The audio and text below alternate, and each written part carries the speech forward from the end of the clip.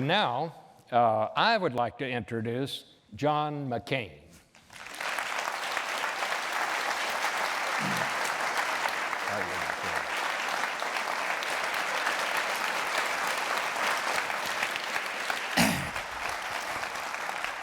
You know, all right. I was talking to a reporter about the 60th anniversary of Face the Nation. And I said, you know, I have absolutely the best job in the world. I mean, the best job in journalism. Most of the time, I don't even have to come to them. They come to the studio and talk to me, the most interesting people in the world. And I somehow managed to say, and I like some of them, and I don't like some of them, and some of them I can't stand. I won't go into which category you fit into here. It's no secret. John McCain and I have been friends for a long, long time, and in all his since years the Coolidge in the Senate, administration.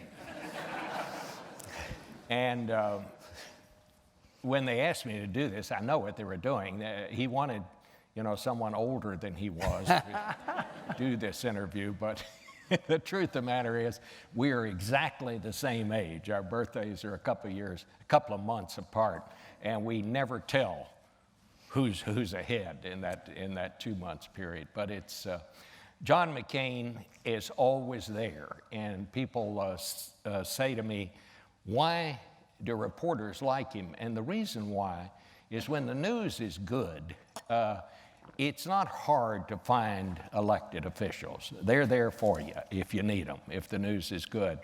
But when the news is bad, it's sometimes not quite so easy to find them. You can always find John McCain. If the news is bad, you can find him and he'll talk to you about it. If the news is good, he's happy to talk to you about it. He's had a remarkable career in the Senate. We all know he is a true and genuine American hero who spent 5.5 years in a North Vietnamese prison after being shot down. And I want to tell you something. I went back to Vietnam for the first time since the war. I was in Vietnam as a young reporter back in 1965, even before he was shot down. I went back in 1997 and discovered that the Vietnamese really like Americans. There was a bond there unlike anything I've ever seen. And one of the people most responsible for that was John McCain, who went back, met with his captors, worked with the Vietnamese, and did a remarkable job of bringing these two peoples together. And now they're friends that I think the United States can count on in that part of the world. And a great deal of that, and I say this with total objectivity, is because of the work that John McCain did back in those early days, and he led that effort. And Senator McCain, we're all grateful to you for that. Well,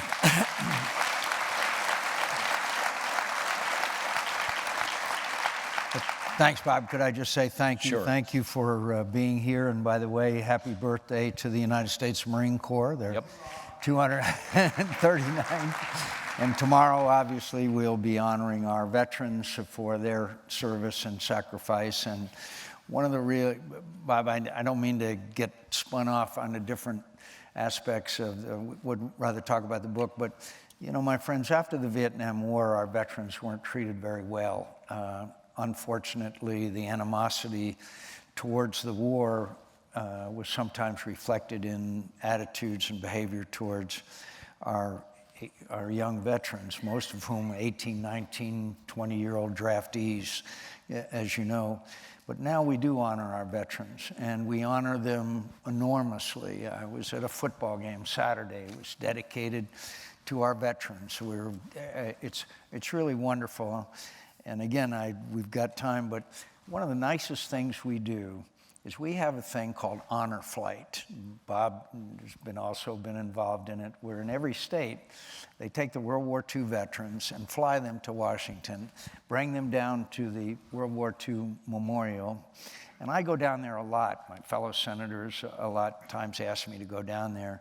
And I'll tell you, it is just a moving, wonderful experience as we give most of them had never been to Washington to see the memorial. And it kind of epitomizes the way that we have now honored our veterans so much for so much they have done. And there's a lot more to do for our veterans, don't get me wrong.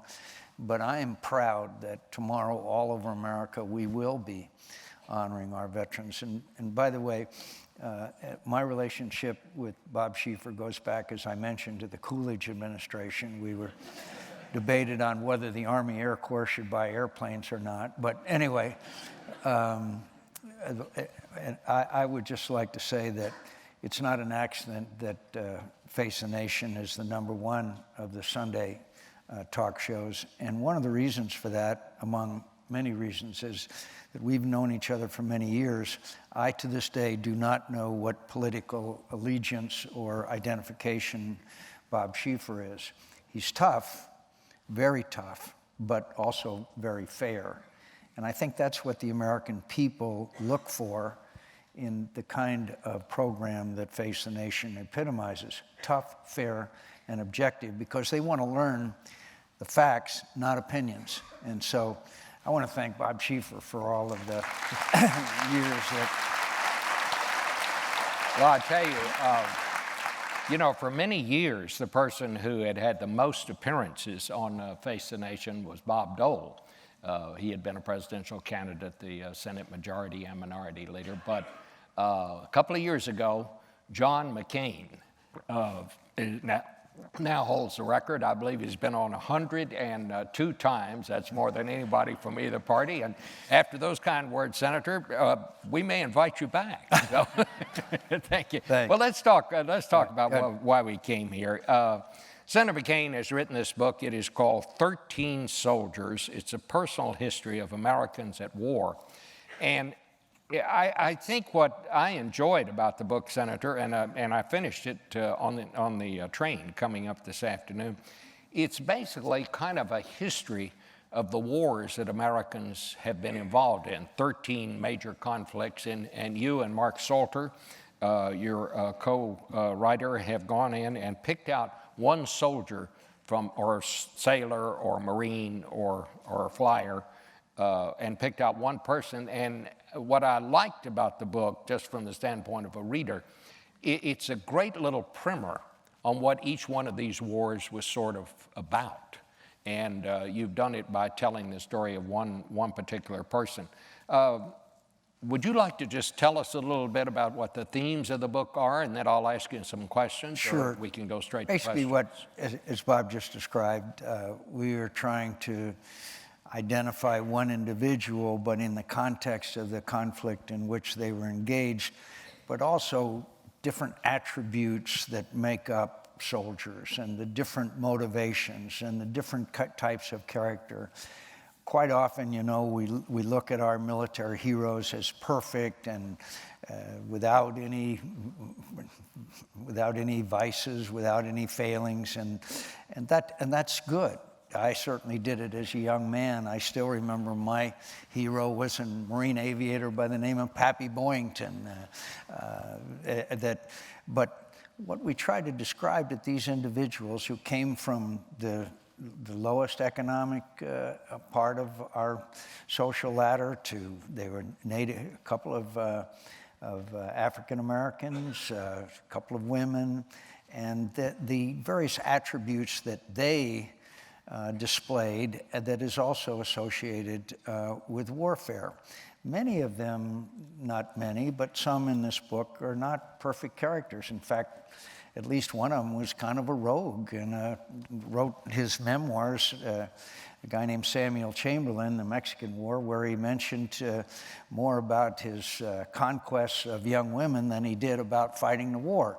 And then, of course, we had people who were from, like Oliver Wendell Holmes, who was from the famous family, and how the Civil War, still the most brutal conflict that America has ever been engaged in, and how it changed him and took in an idealistic young man who was with the Harvard Brigade, because they were all Harvard students who had joined the Union forces in the Civil War, to a very tough, realistic view of life and combat. But yet at the same time, it enriched his life. Later as a judge, he carried his lunch to work every day in an ammunition box, because he had been changed by war itself, but yet had not lost his idealism. So we talk about different people. Charles Black, one other that I want to mention. Charles Black is an African American. He was a sailor. He was in Merchant Marine first, and then he was in our Navy. And he was an African American, but on board ship, because of the dependence that everybody on a ship has on their shipmates, there was basically equality. And some of the ships, believe it or not, in the War of 1812, had as much as 20 to 30% of the complement were Native Americans. My favorite painting in all of the Capitol is this very large painting right near the entrance to the Senate chambers, and it's huge. It's 2 floors high, and it depicts Commodore Perry's victory at the Battle of Lake Champlain, and the part of it depicts it. And this is one of these typical 19th century heroic paintings. Everybody's heroic in it. And it depicts the part of the battle where the British had sunk his flagship, and so he was in a boat, rowed over to another flagship, where he then won the war. Well, if you look at the boat carefully, you'll see one of the people rowing it is an African American. And after that conflict was over, that many, including Commodore Perry and others, praised the performance of the black members who fought with him. And then, unfortunately, a number of years later, there was a race riot in Philadelphia, and Charles Black was beaten nearly to death. So we try to put these things into the context. Women who have now assumed positions in wars in combat that we are unheard of years ago, have now. One of my favorite is a woman named Monica Lynn Brown. Monica Lynn Brown is a medic. This was before women were allowed in combat. Well, she was in a convoy, hit by an IED, many wounded. She rushed into it with all of her medical equipment. And by the way, these medics are highly trained. In the Civil War, about 20% of those wounded in battle lived. Today, 90% of those wounded in battle are saved. And the medics are the ones that get there first. And she went right into fire. Shells exploding all around her. She saved these individuals' lives, and she never ever thought she was doing anything different. She was decorated by the President of the United States.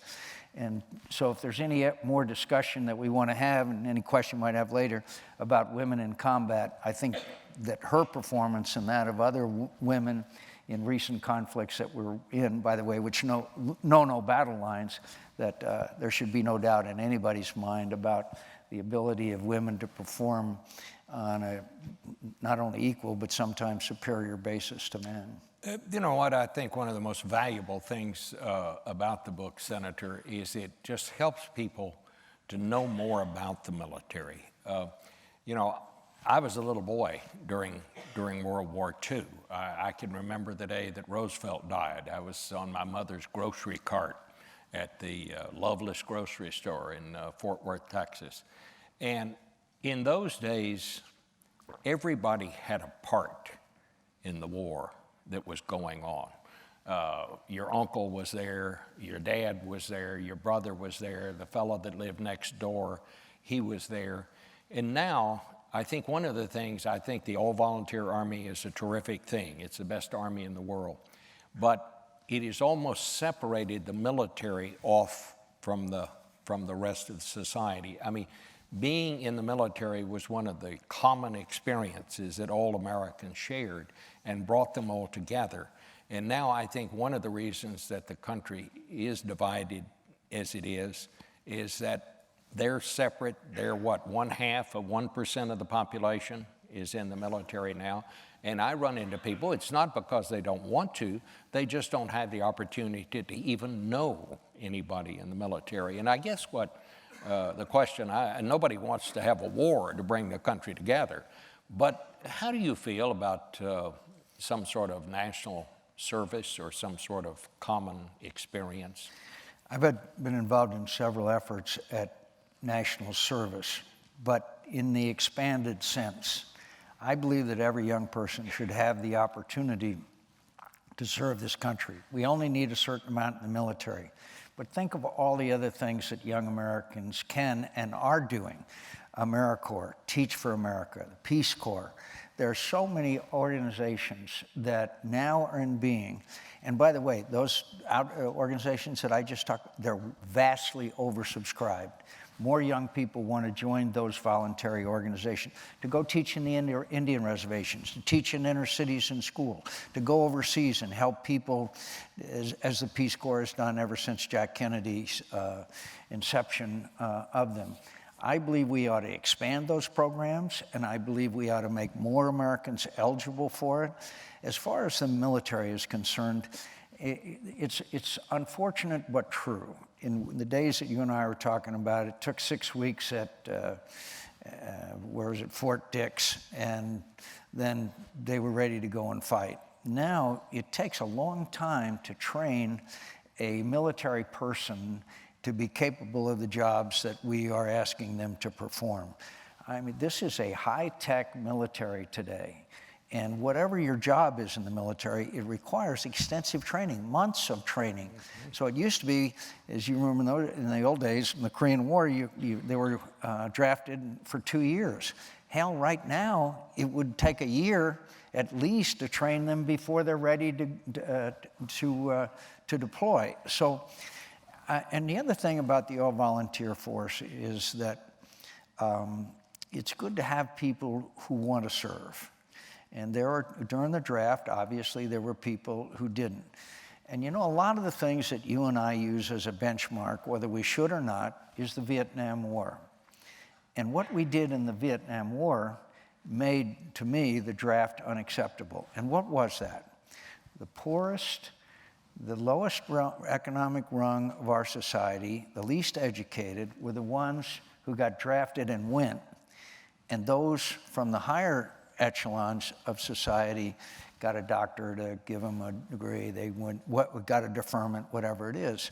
So really, whether we intended to or not, in the Vietnam War, we had our lowest, on the lowest rung of the economic ladder, do the fighting and dying while the others stayed behind. That's different from anything we had ever envisioned. And my dear friends, we had race riots on aircraft carriers.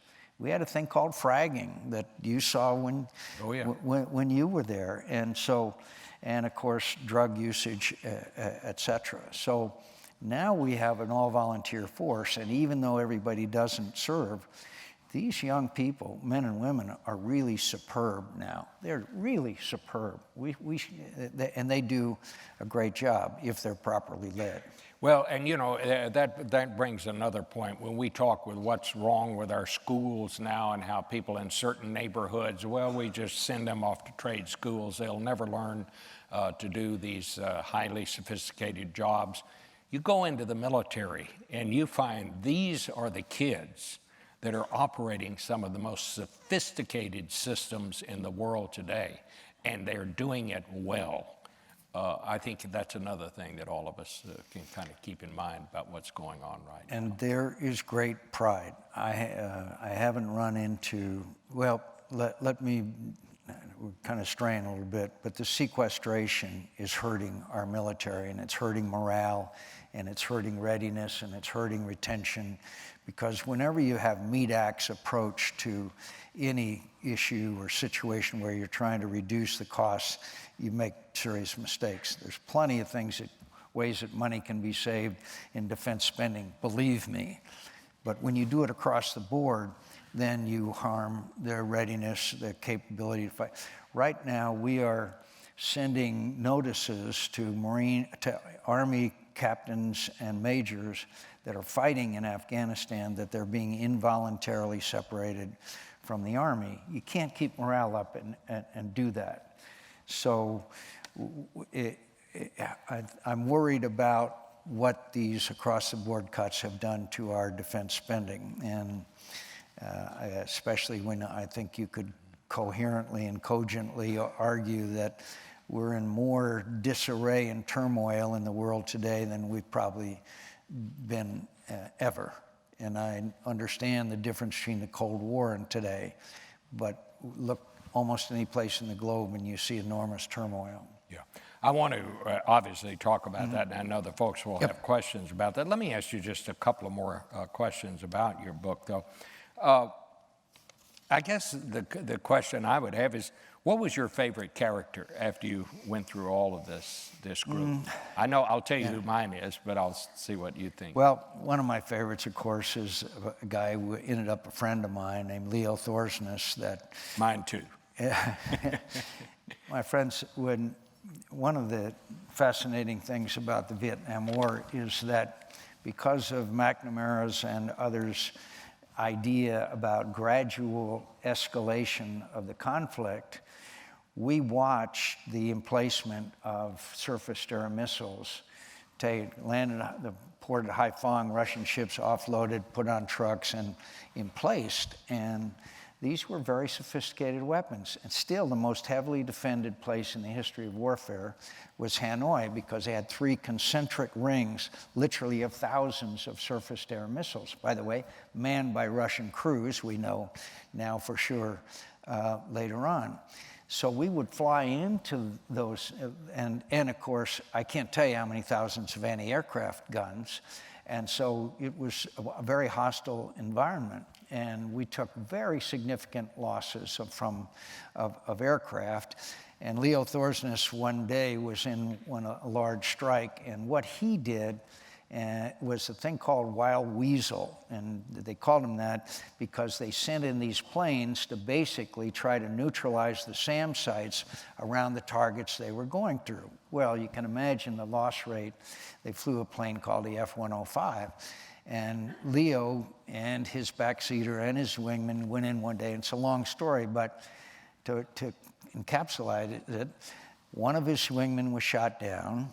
So he tried to stay overhead so that we had these planes that could come in and suppress, and then a helicopter come in and pick him up if possible.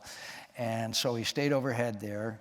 MiGs jumped him. He shot down one of the MiGs, one of the Russian-flown MiGs, by the way. And then he had to go and refuel. The tanker was over Thailand. Came back again to try and anyway. He came back 4 or 5 times. He shot down a couple of MiGs. He drew the MiGs when he had no ammunition left away and had them chase him so that the guys on the ground there wouldn't get harmed, to make a long. And then literally ran out of fuel and glided into a landing at the air base, which was the closest airfield in Thailand. I mean, incredible skill. And the thing is, the reason why he got the Congressional Medal of Honor, one of the reasons is because he could have left. After the first run-in, he could have left, but he went back and refueled 3 times and came back because he was worried about his other guys. And by the way, Leo, about a month later, was shot down himself and spent the next 5 years in a North Vietnamese prison camp after he'd been recommended for the Medal of Honor. But it was just a great example of a person who was willing to go back and back and back into harm's way because he felt his obligation to his wingmen. Were 2-seat airplanes, and they were on the ground. And then I think about 3 weeks later, he joined them in Hanoi, something he hadn't expected to do. I don't know why I get spun off on this, but there's one guy who was my hero who's now passed away. His name was Robinson Reisner. Robinson Reisner was a Korean War ace. And Robinson Reisner, they did a cover story in Time magazine with him in his flight suit and his and that he was a squadron commander of a squadron in Thailand. And it's a long, in-depth story about Robinson Reisner, who's really one of the great natural aviators I've ever known. To make a long story short, about month later, Robinson Reisner is shot down. And he's brought to our prison camp in Hanoi, and the prison there that we called the Hanoi Hilton.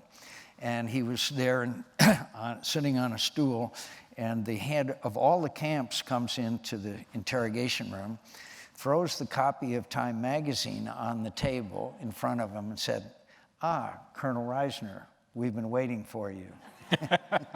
You can imagine, yeah. Now we're taught name, rank, serial number, and date of birth. And here's an in-depth story of Colonel Robinson Reisner in Time magazine.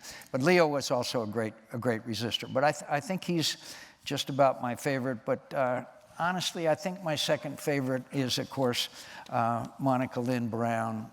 A woman, a medic, goes in and literally risks her life and saves the lives of others. I mean, it was an incredible firefight, and there she was, cool as a cucumber. And then, of course, as she mentioned later on, she threw up. But she carried out her mission, and she was decorated, as you know, by President George W. Bush, which was a fitting thing to do. I think that's one of my other favorites. And finally, my other favorite is Joseph Martin, who wrote his memoirs, who joined the Continental Army at age 15. And we read about Valley Forge, and we read about how tough it was on the Continental Army, and how this guy they were literally starving to death. Yeah. They had no warm clothes in the winter. They had so poorly uniformed, and they came close to mutiny a couple of times because of the horrible conditions, because they weren't fed, they weren't clothed, they weren't armed, and yet he fought on, and they fought on in some really serious firefights.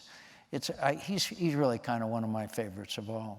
I find that quite interesting too, and Senator McCain, I know, is quite a student of history, and that's why I think you were able to make these chapters not just about the people, but to use the people you chose to sort of help us understand the war that they fought, and I think that really is the service that a biographer can perform. Why do... Could I just mention one example of that real quick? The Spanish-American War was tough, but also our adventure in the Philippines was not a glorious chapter in American history. Hardly anybody knows it. We got the Philippines from Spain after the Spanish-American War, and our expeditionary force there did some very bad things. And we write about Major Waller, Tony Waller, who was told and ordered literally by the general to kill any man, woman, or child on this certain island that they were trying to pacify, and he refused the orders.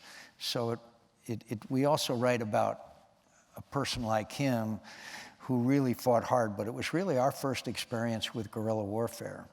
And all I can say is we subdued them, but it is not the reason why you don't hear about it much is because I don't think it's really, in fact, it's kind of a shameful chapter in our history. So we write about him because he refused the orders to kill innocent people. Going back to the Vietnam chapter, and I know folks here would like to hear some of your views that go beyond the book. You're about to become the chairman of the Armed Services Committee. What do you see as your greatest challenge, and what did you learn from Vietnam that you think is the best lesson you learned that will help you in your new role?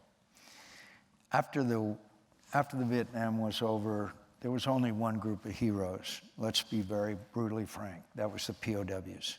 We were welcomed home. We were treated as heroes. And frankly, as I noticed that and the difference between our treatment and that of the 18, 19-year-old draftee who came home with literally sometimes greeted with animosity, I began to worry about that. And then I saw a lot of our Vietnam veterans who had trouble coming all the way home.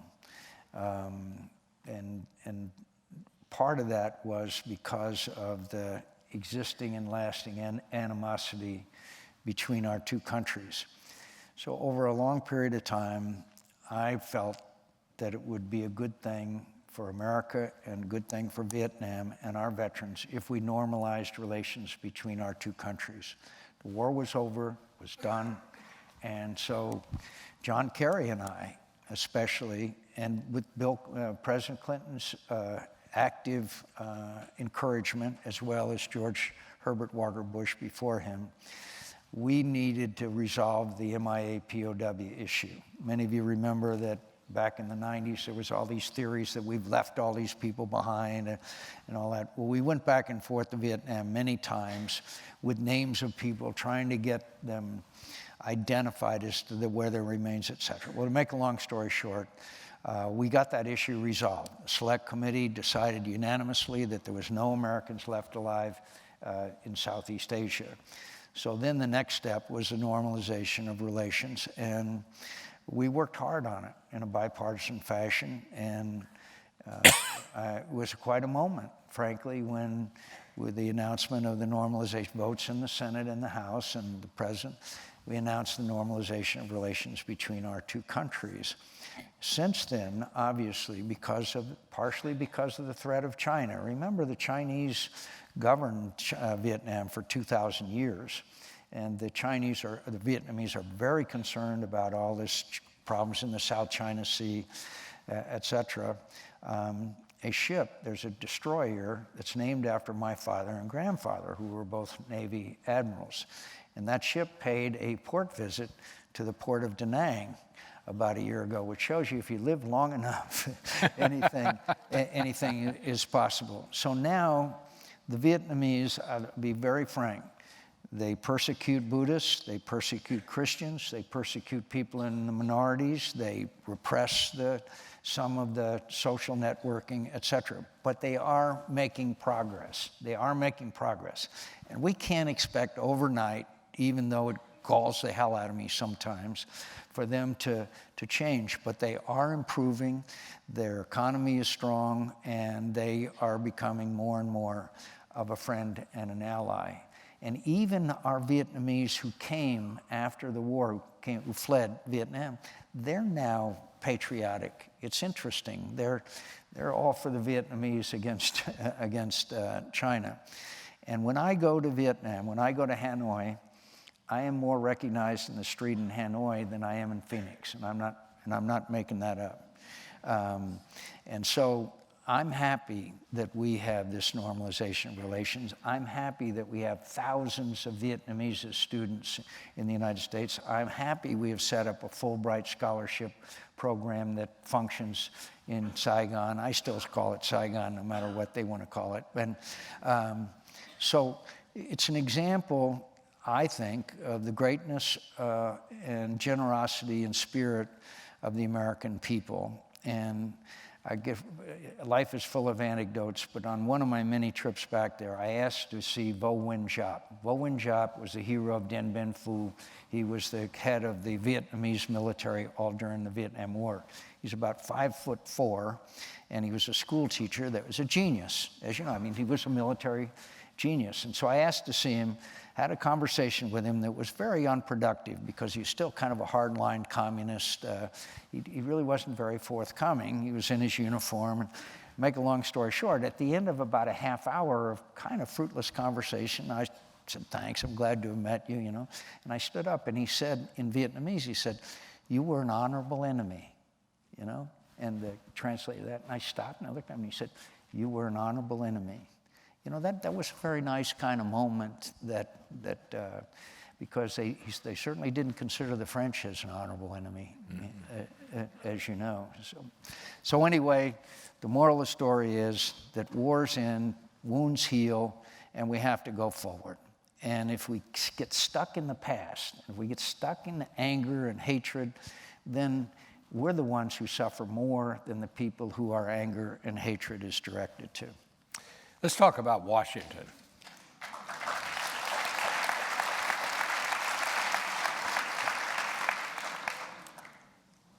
What's gone wrong with Washington, Senator McCain? Where do I begin? You know, I think the problem in Washington today, and it's been brewing for a long time, is bred by a number of factors and a polarizing of our two parties, and the disappearance kind of those who were the decision makers and compromisers. My favorite example, of course, of all that is when you and I recall was Tip O'Neill and Ronald Reagan. They were, Tip O'Neill, we all know, very liberal speaker from Massachusetts, and Ronald Reagan, two old Irishmen. They would get together in the afternoon for drinks and tell the same old tired Irish jokes that they'd told each other 20 times before. And yet, when it came time for tough decisions to be made, they had that basic relationship that they could find common ground. Look, they walked out together, my friends, when Social Security was about to go bankrupt, and Rose Garden said, we're going to save Social Security. And there was tough medicine in saving the Social Security. But they were together, so who was going to fight against them? You know? One time, O'Neill was talking to a bunch of Democrats, and he said, why do you go see Ronald Reagan all the time? Why do you always spend all the time with Reagan? He said, because I like him. You know, we don't have that anymore because I like him. But that's not true. They not only say they don't like him, they don't know each other anymore. That's one of the big problems I was going to point out, too. When Barry Goldwater, who was my predecessor, represented Arizona, he didn't go home very often while the Senate was in session. We didn't have a direct flight from Washington National to Phoenix, Arizona. In fact, we didn't, you know, I mean, you couldn't, basically, you really couldn't do that. So people stayed in Washington, they socialized, and they got along. And we had people like Lyndon Baines Johnson, who convened the Board of Education, where they all had drinks together almost every evening. So my relationship with many Democrats has been improved a lot because I travel, and I take them with me traveling. And when I find newer members of the Senate, both Republican and Democrat, I encourage them to travel with me. Now, there's no votes there. Okay? There's no votes there, but we do, by spending a lot of time together, we get along. So I have personally good relationship with a lot of Democrats, but there is a 1-2 as we see Democrat states getting more Democrat and Republican states getting more Republican. So therefore, there's really not the competition either. The other thing is redistricting, of course, where we basically redistrict people into lifetime seats because we, make one district predominantly Democrat and one predominantly Republican. Then, Bob, and I'd be interested in your comment on this. There are certain elements of the media, and I will not name it, on both sides, that are very partisan and very biased. And sometimes when people just watch that or read that sort of media bias, they get form opinions that maybe they haven't gotten the entire picture. But there is one sign of hope in my view. We politicians crave approval from our constituents, okay? We do. That's why we are politicians. That's why we seek elected office, to do the right thing and help the world to be a better place. But two, in order to do that, we need the approval of the people we represent. So in case you missed it, we're now down to 12% approval rating of Congress, in case you missed it. I have a line that I use, we're now down to paid staffers and blood relatives. And I was mentioning to Bob the other day, my mother is 102 years old. I received a phone call from her the other day. We're now down to paid staff. So, anyway,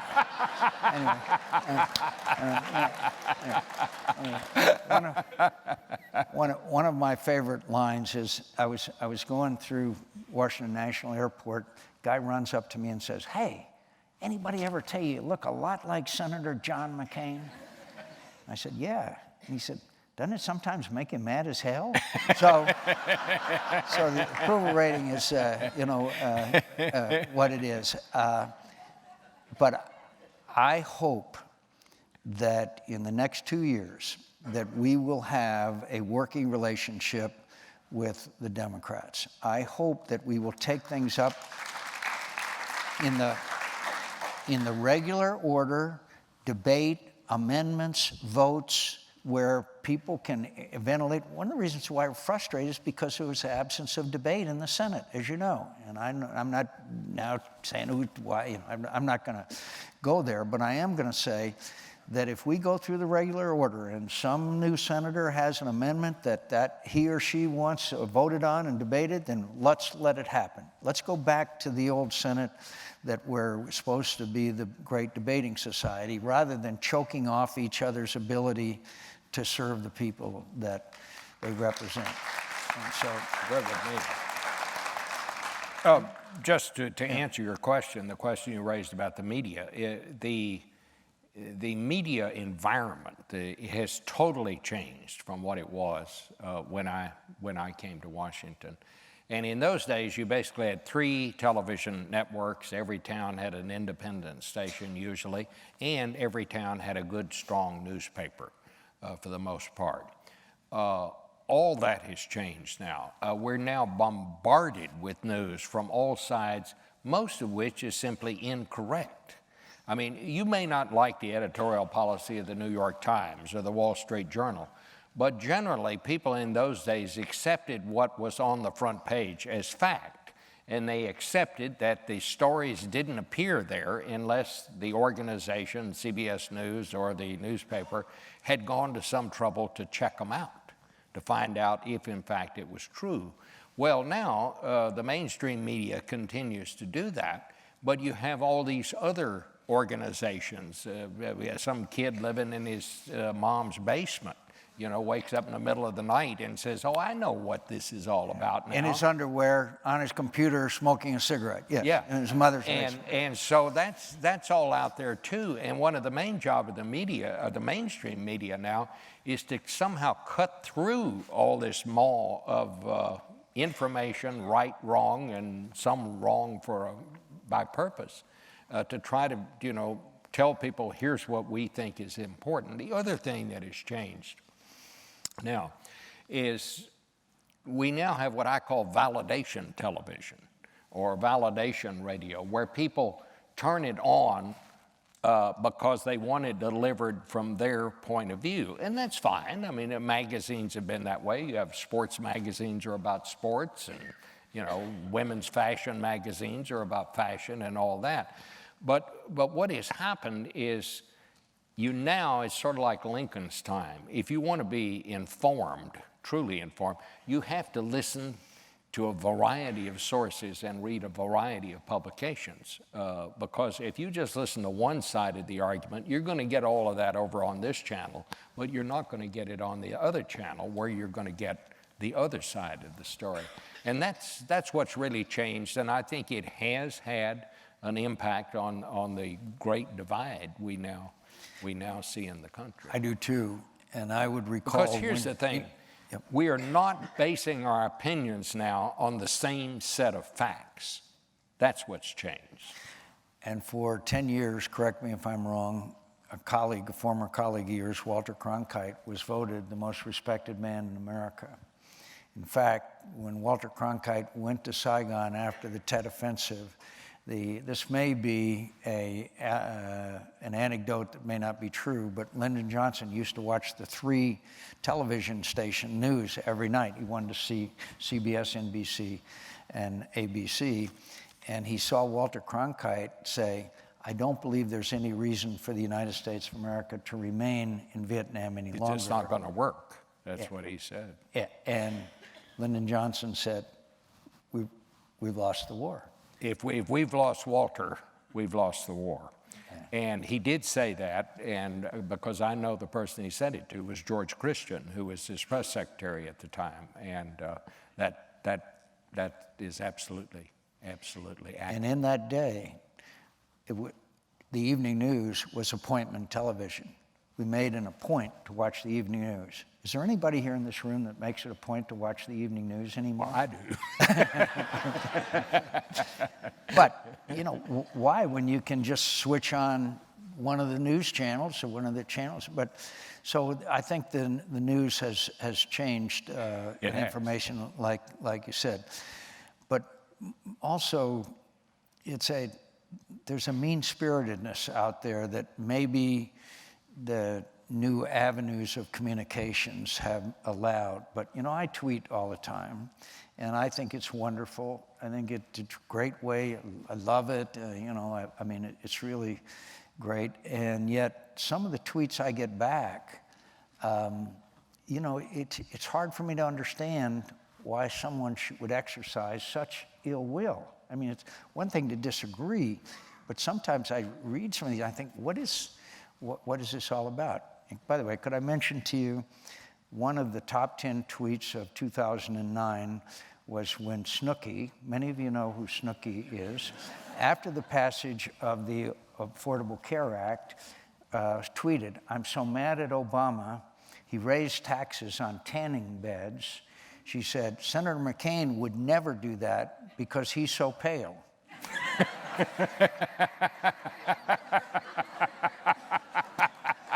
Huh? How's that for a great tweet? Huh?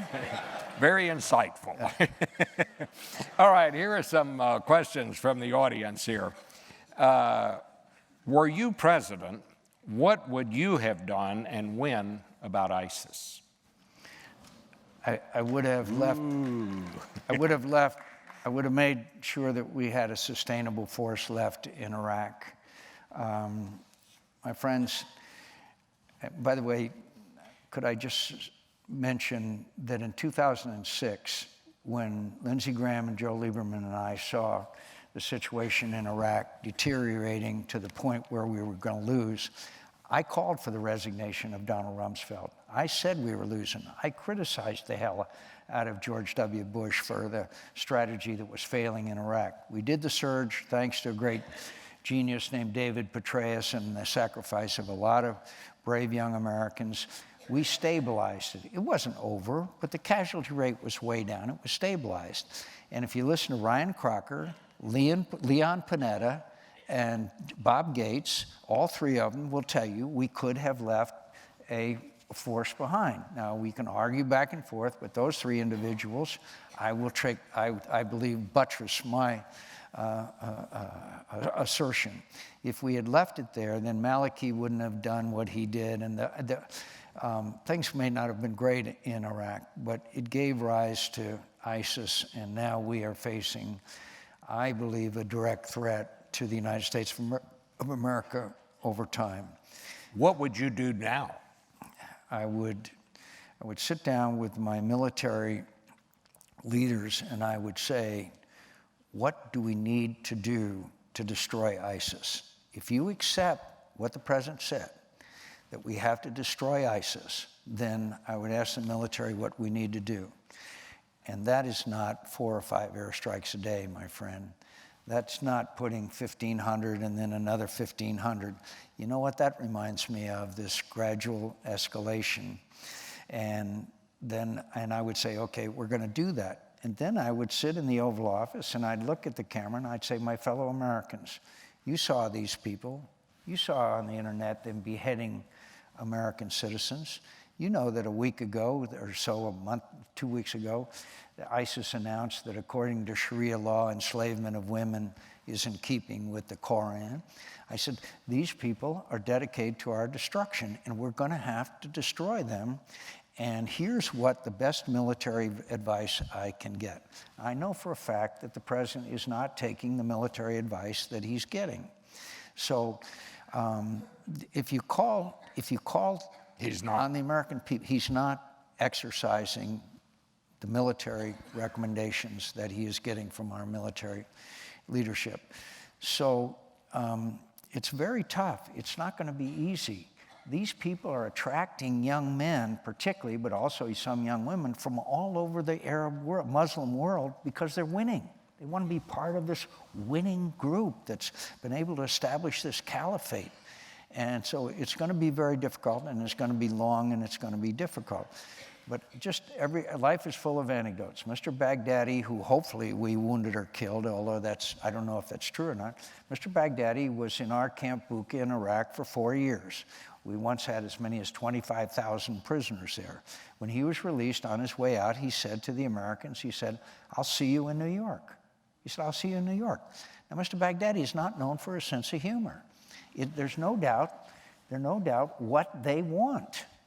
And by the way, you might be interested to know that ISIS, in their first online publication, said, enemy number one, John McCain. And the Arizona Republican Party censored John McCain for being a rhino, and Vladimir Putin sanctioned me. So I pretty well covered the entire spectrum of the political firmament. So that's what I would have done, Bob. But the American people need an explanation. And one of the reasons why I admired both President Reagan and President Clinton especially, and I admired all of them, but they had an ability to communicate with the American people. And we need the communication with them to try to explain to them how all this happened, but also what we need to do. I think most people in this audience were probably shocked when we saw this beheading, this gruesome, horrible beheading. In fact, if you look at the public opinion polls, you see it jump 30 to 40 points as far as of concern to the American people. So I would also call in, again, David Petraeus and some of these really smart guys that know their business. We have a great generation of leaders who have been through wars for a long time and know what to do. Let me ask you, it looks like we're getting, the negotiations are still going on about working with Iran. And how do you feel about all that? I think when we gave up the right to enrich capability to them, that all we are, suppose we get an agreement with them, it will only delay the acquisition of nuclear weapons by Iran. Some say 6 months, some say a year. That's not acceptable.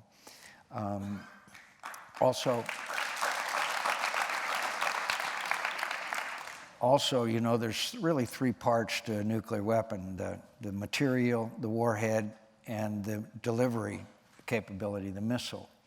They continue apace to develop both the warhead and the missiles, and putting a lot of places in range. And of course, we know that Israel is their first target. Just online and yesterday, I think it was the Ayatollah that made some posting about how their mission was to eradicate Israel. This administration thinks that if they make this deal with the Iranians, then that will change everything, and it will be sort of a Nixon to China scenario. This is not anywhere comparison to that. And I worry that if this agreement is believed in the region, not just Israel, but throughout the region, that it does not prevent Iran from achieving the nuclear weapons capability.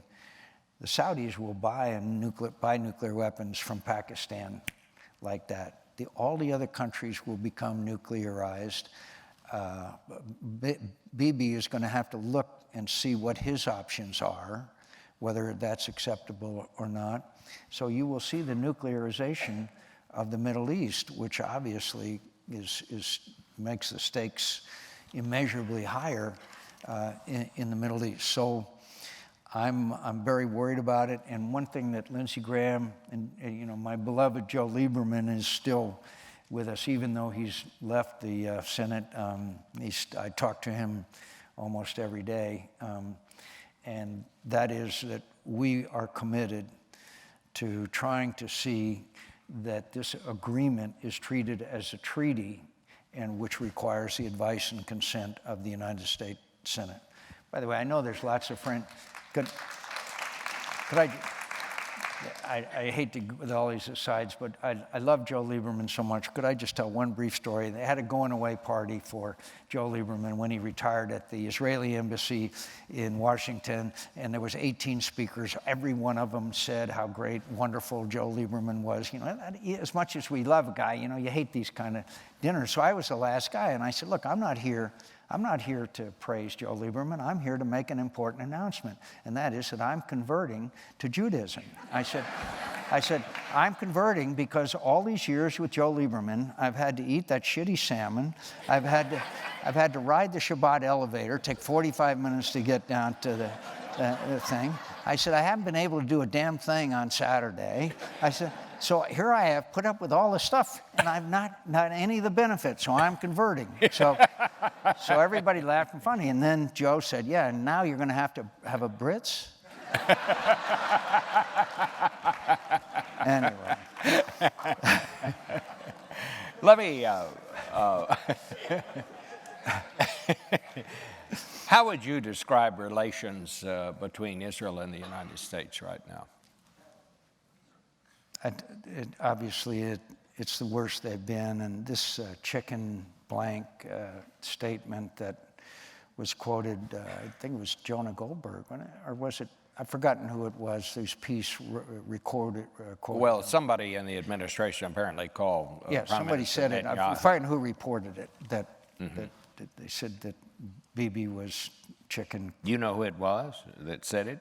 No, I do not. But it was a high enough level in the administration that it's really not good at all. And you think the relationship is not good, right? It's the worst that it's been. Anybody Really? who's in Israel, or frankly honest in the State Department and in the administration.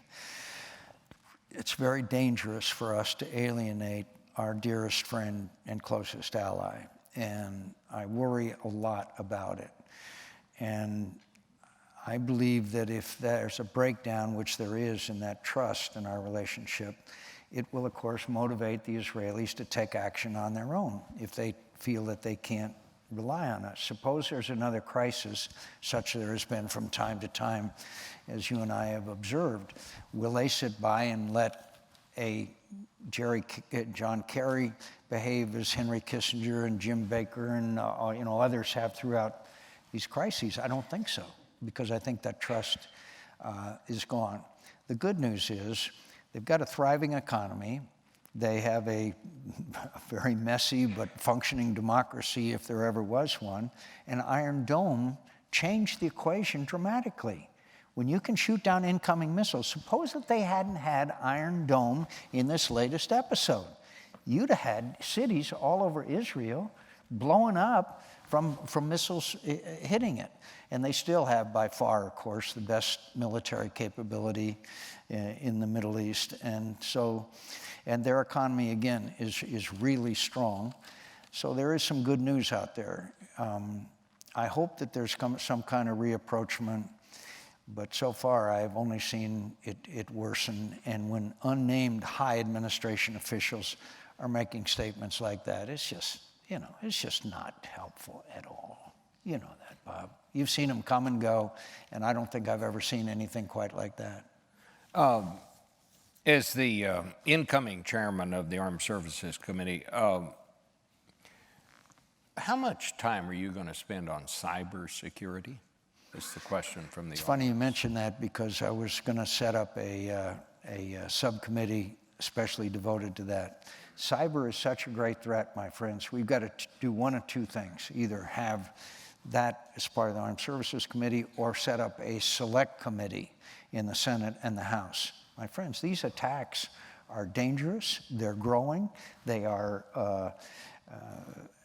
We cannot sit still as a government without responding to this growing threat of cyber attacks. It's just too great. And unfortunately, a lot of members of Congress, just like a lot of people in this audience tonight, really don't understand it. It's a very complex issue. Requires a lot of technical knowledge. But believe me, if they shut down the grid here in New York City, you can imagine what the consequences of that are, and that's just one of the small stuff that could be done. And so the Chinese are very good at it. The Russians are getting better. If you look at a new Chinese fighter aircraft, you'll see some of the characteristics of our F-35 in that airplane. I don't think it's an accident. So it is a real threat.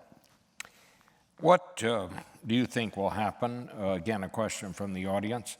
If President Obama imposes an executive order regarding immigration reform, And what will Congress do at that point? I didn't come here tonight to be partisan, and I will try not to be, but I really do not see any rationale for the president not to wait for a few months before he feels necessary to enact an executive order. We've got a new Congress.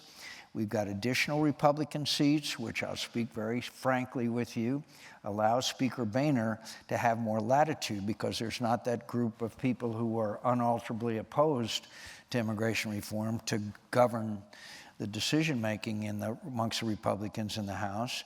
And I believe that we could make progress on that. I think that if the president acts by executive order, it's going to upset everybody so much. It's going to open up the argument against any immigration reform because people will be so angry about it. And it feeds the anger of those who are already against it and feeds their influence. So I would hope that the president wouldn't do it. I would hope that he would at least wait a few months. What's a few months more or less? You know, I started out, my friends, back in 2007 with Ted Kennedy on this. It is not a new issue before the United States Senate, and I've been trying ever since. But so I hope that the president won't do it, but it'll be very harmful if he does. And it'll give rise to the allegation that he's doing this on purpose because knowing it would anger the Republicans, knowing there would be no immigration reform, then it would help him in 2016. There will be that allegation. What is going to happen on campaign finance? Basically, I mean, from my point of view, we don't have any campaign finance laws anymore. And I saw something the other day that campaign finance reform, people first started to talk about it after the Nixon administration. I think there were something like 41 or 42 members of that administration who were indicted for some kind of campaign finance violations. All of the things that they were indicted for, with the exception of breaking in the Watergate Hotel, all of the things they were indicted for are now legal.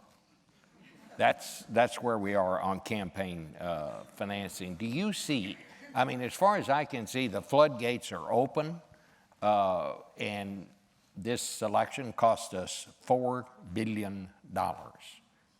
This is not even a presidential election year, $4 billion. And my question is, what are people getting for that, Senator? And where does this go from here? Well, like you said, $4 billion, and wait till next time. You ain't, you know, the old line, you ain't seen nothing yet. I think, and I'm sure that I'm totally subjective, but I think the worst decision the United States Supreme Court has made in modern times is when they struck down what was known as McCain-Feingold. And they said that money is, they said in their decision that money was speech. Since when? What does that mean? Does that mean people with the most money get to speak the most? That corporations were the same as people? Since when is that true? We have a different set of laws for corporations as we do for individuals. And striking down that law was done by a 5-4 decision after Rehnquist and Sandra Day O'Connor had left the United States Supreme Court, the only two that had actual on-the-ground political experience. Rehnquist was a lawyer for a Republican Party. Sandra Day O'Connor was a Arizona state senator. When Lyndon Johnson was Vice President of Kennedy, and Kennedy went out and got the best and the brightest in America, McNamara and Rusk and all these really brilliant people, and they went to Lyndon Johnson and said, "What do you think of this?" So, boy, Kennedy's got the best and brightest in America. And he said, "I just wish one of them had run for county sheriff." Now, in the Supreme Court, I just wish one of them had run for county sheriff. They were completely out of touch with what the reality of American politics is all about. And I think we're going to pay a price for it for a long time. And I think, you know what I think it's going to be finally good? You know, you mentioned Watergate. It's going to take another scandal, and you can take it for me, my dear friends, there will be another scandal because there's too much money washing around. There will be scandal, and then we'll go back this cycle. Started with Teddy Roosevelt, reform, corruption, reform, corruption. I'd like to remind you, I'm going to ask the final question. Before I do, I want you to know that Senator McCain's book is going to be for sale in the lobby, and he will be signing it out there as soon as we leave the stage. So, Senator, I guess the final question is handicap 2016 for us. Who are the Republicans?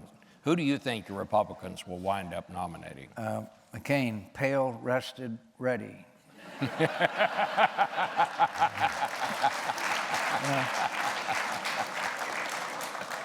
The only cure for the only sure cure for presidential ambition is embalming fluid.